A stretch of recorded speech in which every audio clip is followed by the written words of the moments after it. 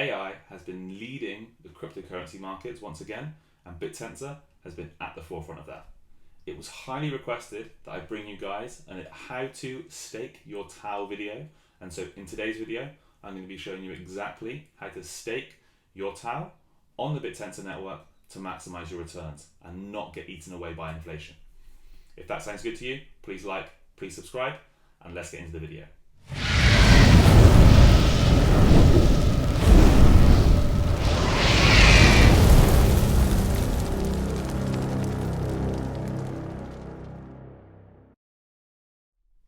Hey guys, I'm Alessandro. Remember, nothing that I say is financial advice. I'm not a financial advisor. It's all for education and entertainment purposes only, and it's not intended for a UK audience. All right, let's get into it. So Bittensor has been driving the sort of AI resurgence recently, and it's largely because of its recent upgrade to dynamic TAO. Now, if you don't know what DTAO is or Bittensor is generally, please go and check out my last two videos on the channel. But just to give you a brief overview, Bittensor is a decentralized AI infrastructure project that runs off both proof of work and proof of stake. Now, in today's video, I'm going to be going through exactly how to take your Bittensor tokens, they're called TAO, and stake them. If you hold proof of work, proof of stake tokens, it is really important that you stake them, because when you have a proof of stake chain, emissions are distributed to stakers all the time. And if you do not stake your tokens, you are getting eaten, your portion of the supply is getting taken up by those that do stake.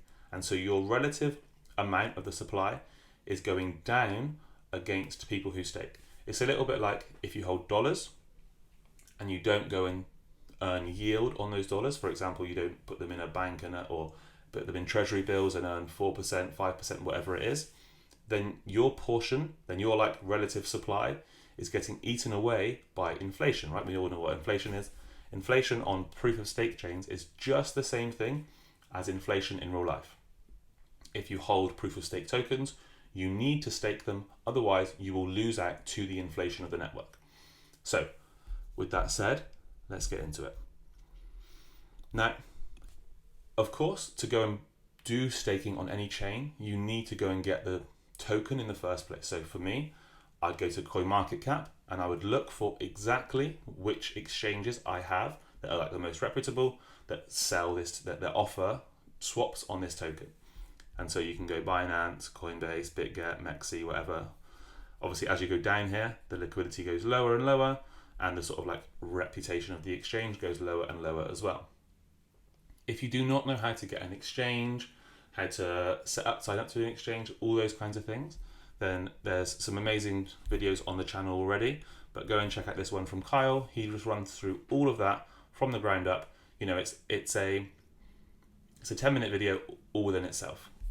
Once you've got an exchange and you understand how to deposit and withdraw crypto, then you need to get a wallet that exists on the chain. So go to Chrome extension and just search Bittensor wallet.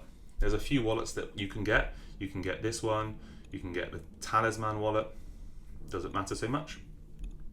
Add the wallet, add the extension, and then you just got to run through a few simple steps to actually get funds into the wallet. Now it's important that you add a new account, make a note of your address, because that's where you're gonna send the money to.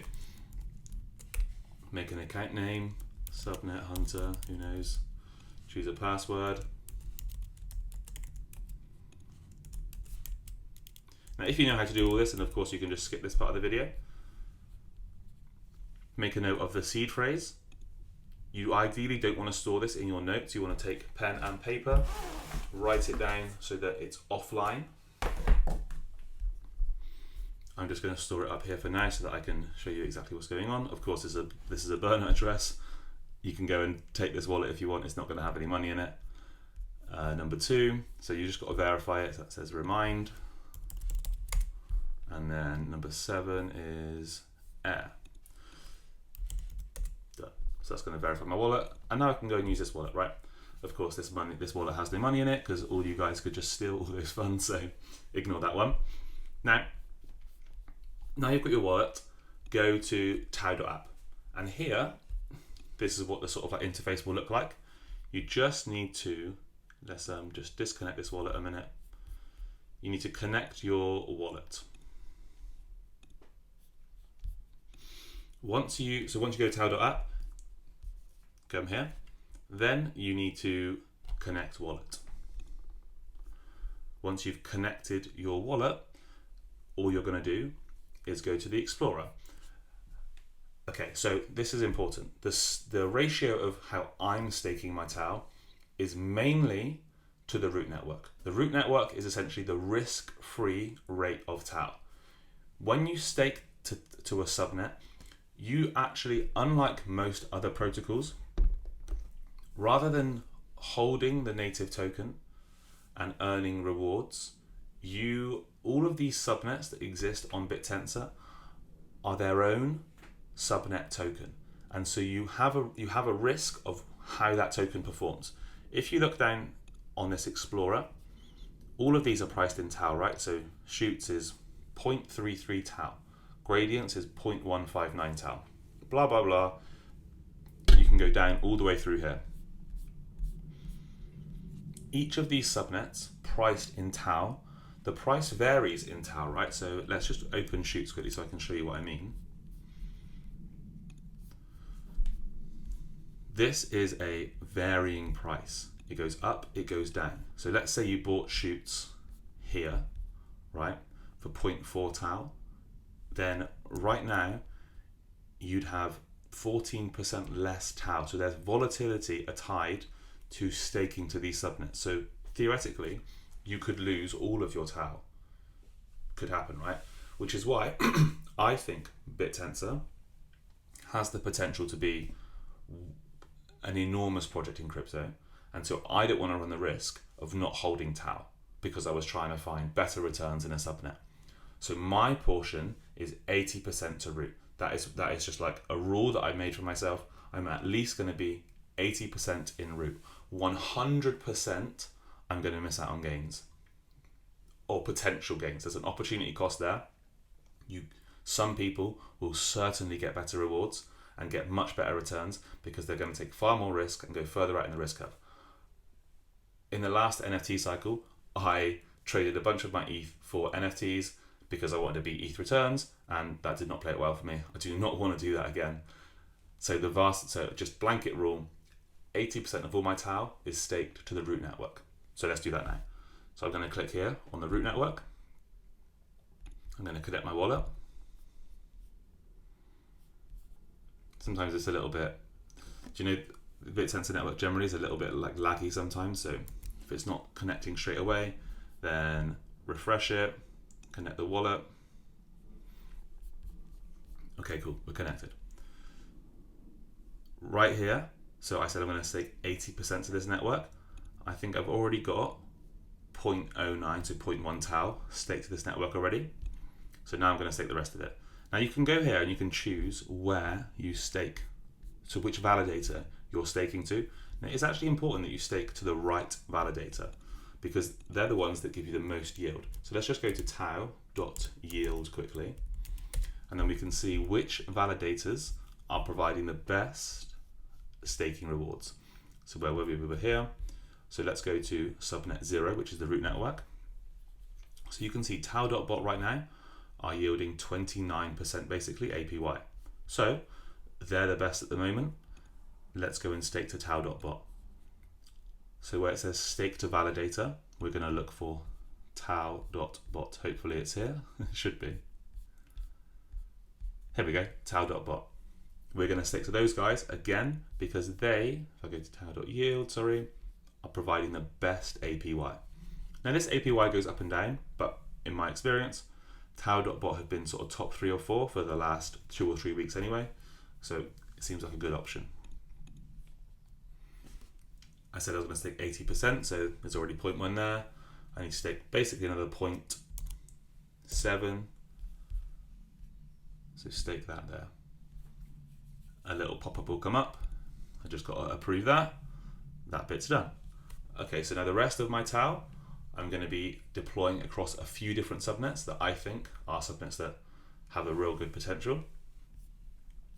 The first one of those The Bittensor network is a little bit slow, so transactions take 30-ish seconds to go through. The first one is Subnet 64, which is Chutes. Now, again, check out my last two videos on why I'm so bullish Chutes, but fundamentally, Chutes they've already taken up 16% of they're taking in 16% of the Bittensor network in emissions. So they're building a real solid war chest. What they do is like offer serverless AI compute, and so you can imagine the amount of people that need to use Chutes is just growing all the time, because people who want to deploy these kind of like AI, like these large language models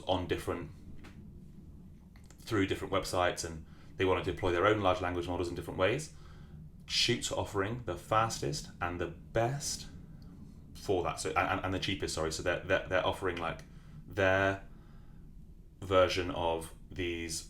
They're offering their services cheaper than AWS and Google Cloud, plus the actual results they're getting are better. So like, seems like a good option. So we're going to go 5% I'm going to put 5% of my TAO in here, so that's like 0.05. I'm going to stake that. Again, the validator is important. This 5,000% isn't right. Like, if you ever see something like this that's completely away from all the others, then certainly something's up there. It's not going to stay there. Doesn't mean you can't stake that. It's not necessarily a good idea to stake there. It just means that it's definitely not going to remain there. So, I've never even heard of MUV. So it's an interesting one. Again, all of these, I know TAO.BOT well, so I'm actually going to stake again to TAO.BOT in this case, because I know that they've been around for a while, and that they're holding their kind of like APYs in that sort of range regardless. TAO.BOT's not here. It should be, to be honest. I'm going to stake to 5T, what's that, the Chutes validator, 5DT. Was it 5DT? So you can just check here what the 5DT, but it gave a warning here. Why did it give a warning? This is not a public validator. Please proceed with caution. That doesn't matter so much. It doesn't matter if they're not public. In this case, I'm going to stake to, this is almost much of a muchness, but let me go back to here, see what options again we had. So we can go 𝗲𝗲 as a very good validator as well. I'm going to stake to 𝗲𝗲 in this case. So I'm swapping 0.5 TAO into the alpha token, 0.15 alpha. Now remember, this alpha token can go up or down against TAO. So you run the risk here of losing or gaining TAO. The next subnet I'm going to go and stake to is another Rayonlab subnet, and that is subnet 54. Nope, not 54. Put on the number. 56. Subnet 56, which is gradients. So again, go check out my other videos as to why, deep dive on why I think these subnets are so valuable. But gradients are providing large language model training, again at much better rates than any other like cloud server provider. Cheaper than AWS, cheaper than Google Cloud. And so they're basically offering like products that people really need at far, far cheaper rates. The last one, Chutes, they've processed like through this like main provider of AI compute, they're beating basically all other providers for cost and effectiveness. Same thing's true for gradients. So another good place to stake. I'm going to stake 5% here.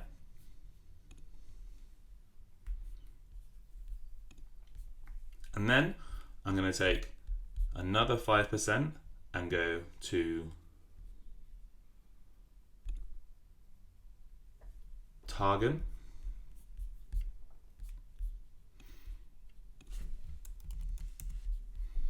And then I'm going to take the remaining 3% and I'm going to distribute it across some degen plays.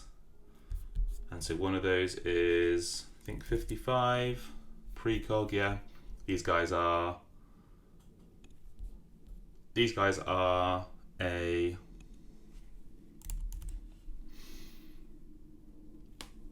AI trading product, and so they're basically trying to guess the price of Bitcoin in 5 minutes, and then you can and so obviously if they can do that effectively, if they can actually guess the price of Bitcoin, then they're going to have very, very high quality trading signals, and so they're using Bittensor's network to predict the price of Bitcoin in 5 minutes and build trading signals off the back of that. So obviously that's almost an infinite money glitch if it works. Who knows if it's going to work. Approve that. Oh, slippage tolerance too high. So sometimes, because these things have got low liquidity, we have to change the slippage tolerance. Just go into here, change your slippage tolerance. And this does mean you can get front run, but sometimes you have to put the slippage a little bit higher just to get the transaction through. And I'm going to stake in one more place. This time I'm going to go to Tensor private network. These guys are a VPN on Bittensor. Now, I don't know if you've used a VPN before, or if you use a VPN anyway, you probably should, especially if you're in crypto. But if you want to watch Netflix or Amazon Prime or whatever, you actually often can't because they block the VPN. Tensor private network will sort of because of the way the VPN is distributed, it bypasses all of those issues. And so essentially they're offering a better version of VPNs to what you can get in in a centralized way. So it's a product that actually should be useful. And so again, I like projects that, we're just going to check here again. I like projects that have a real chance of having a product that people are going to go and buy, because then they can earn revenue and then they can actually start making money. TAO.APP, these guys are offering 200% or so. So now let's go over here and check 𝗕𝗏𝗿 400%. 𝗕𝗏𝗿 are actually a very, very well-known validator. So I'm going to take the risk here and stake to 𝗕𝗏𝗿. Might not be 400%, but chances are it's going to be a bit higher. The thing is, all of these TAO.yield and TAO.APP, all these ways of finding out the true APYs on given validators, they take different time durations. Some people might take 36 blocks, some of them might take 300 blocks, whatever, right? So they average it out over a given period of time that changes, so they can actually be different. Anyway, I'm going to stake here, approve that, and that is it, done. Bittensor staked, the majority of it is staked to the root network, and then we've chosen some individual subnets. So if we just go here and check out what we're holding, you can see 82% in root, 5% in 56, 5% in 4, 5% in 64, 1% in, doesn't even tell you, 55, and 1% just has free TAO. And that is it, done. If you find this video useful, please like, please subscribe. Tell me what you want me to go through next. I know this has seemed like I've been doing Bittensor non-stop. It's only because it was highly requested in the comments to do this Bittensor video, and so I felt compelled to get it done for you guys because you kept asking for it. So I really appreciate you commenting and liking and stuff. So just if you have specific requests, 100% I'm listening, and I will go into those things if I find them interesting and I think there's opportunity there. The things that I have got coming up, or planned on coming up, are some revenue generating protocols and which ones are making money and I think have the best potential to continue to make money. And obviously that means token buybacks and all that sort of stuff. We've seen especially 𝗵𝗆𝘆𝗽 doing phenomenally well recently, so we can do some deep dives into 𝗵𝗆𝘆𝗽, especially the 𝗵𝗆𝘆𝗽 ecosystem.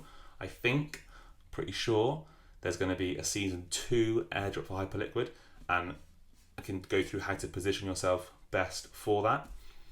That's where I'm spending a lot of my sort of like farming time right now, is in the Hyper EVM. I really think there's a big opportunity there.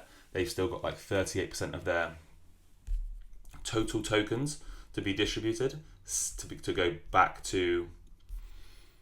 They've still got 38% of their supply to go to as community rewards, right? So that means, generally in crypto, it means airdrop for users. So Hyperliquid was definitely one of those things.